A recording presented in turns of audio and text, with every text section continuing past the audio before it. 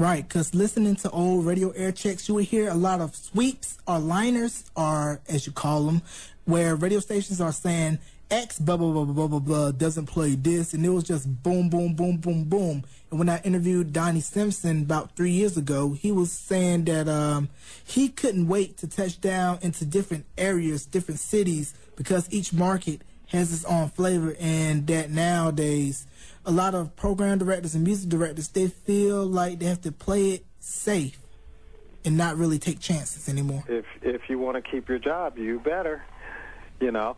And the other thing is that, like, you know, one of the keys to the success of KDAY and the way I've always programmed. Unfortunately, I'll have to say that I've been in this business 34 years, so everybody will have a guess as to how old I am, but having done it for 34 years, I've always had an open-door policy. If you've got a record, bring it to me.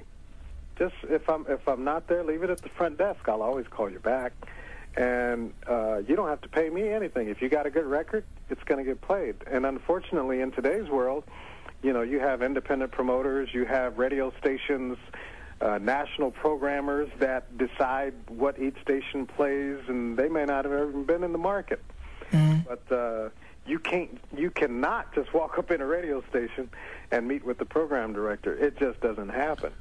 And you know, before conglomeration, you could walk up in and present your stuff. But you know, I've always believed in open door policy with radio stations and you know, treating everybody equal. It's not about, you know, who's got more money. It's about who's got the best record.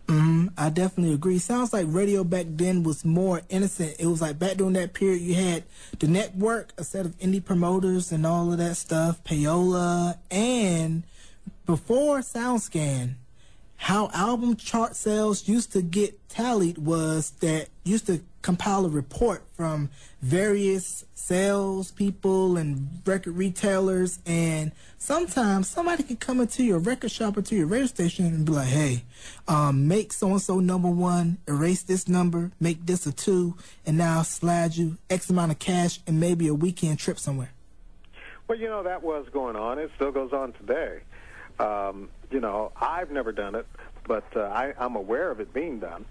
But I'll just say this, that, you know, try taking a record off the street and try running it in the Clear Channel radio station and see what happens to you. They'll probably run you out the building.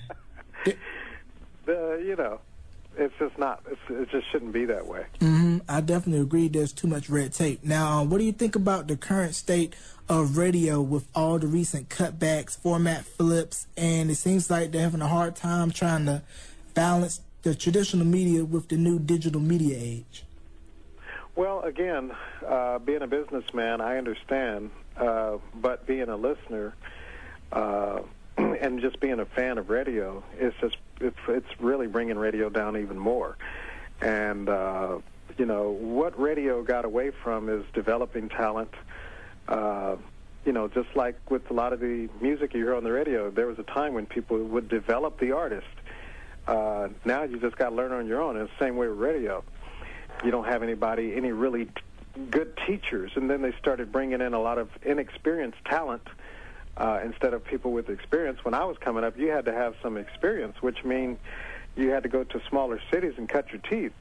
But when conglomeration started, the big companies felt like, you know, we're just going to get some minimum wage guys in there. We don't care if they have experience because our national guy is going to tell them what to do anyway. So basically just house it, pretty much, right? Yeah, exactly. That's why I feel that college radio, for anybody that wants to get into radio, college radio, especially a college radio station that is student-run, and you have the opportunity to create, it's a good starting ground for you, and I'm a testament to that because I've been doing this right here for 5 years. Well, you know, college radio doesn't get the credit it deserves. I would venture to say that half the music you hear anywhere started at college radio. College radio is I mean, what you just said is right on point. That's the place to check it out. And you know, it's kind of getting sad. I don't know if you've watched the trends, but college radio is starting to conglomerate too. You have, in particular, out here in Los Angeles, USC and a couple other colleges that are buying up a chain of radio stations, and so they take what they do on college radio, and you can hear them in a lot of different cities. So it's going to be interesting to hear how that plays out. Wow, so they're really trying to be like the big boys, huh? You know, it's getting crazy. And another thing I like about college radio as well is that it kind of has this underground, this kind of us against the world mentality, kind of, sort of. Yeah, college radio has, like I said, it's never gotten the credit that it should. Never.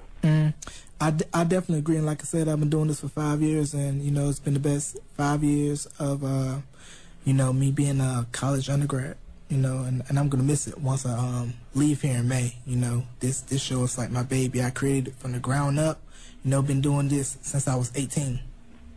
Well, you know what? Keep doing it, and just understand that you got a lot of freedom now once you get into the business world. You're not going to have that. It might change. It might change. Yeah, it will change. Let me put it to you that way. And will is probably in capital letters and italicized. Exactly, and a pink slip if you don't understand. Or if you try to be a rebel, be like, man, I'm not going to do this. They're going to be like, you can do this right. Walk out the door. There you go. Or in the words of Mike Bivens, you cut. There you go. All right, so tell me a little bit about what you're up to nowadays. Well, nowadays, ever since I left working for Stevie Wonder, I've been buying and selling radio stations. I'm currently in the process of buying a couple of more right now. So that's basically what I've been doing. Okay, and looking back now on the legacy of KDAY, how you feel about that, being a part of that? Well, you know, it's so funny because when you were doing it, you just didn't really think that what you were doing was that important. You were just doing it because you enjoyed it. And I never wanted to look back because I've always felt that when you look back, that means you can't look forward.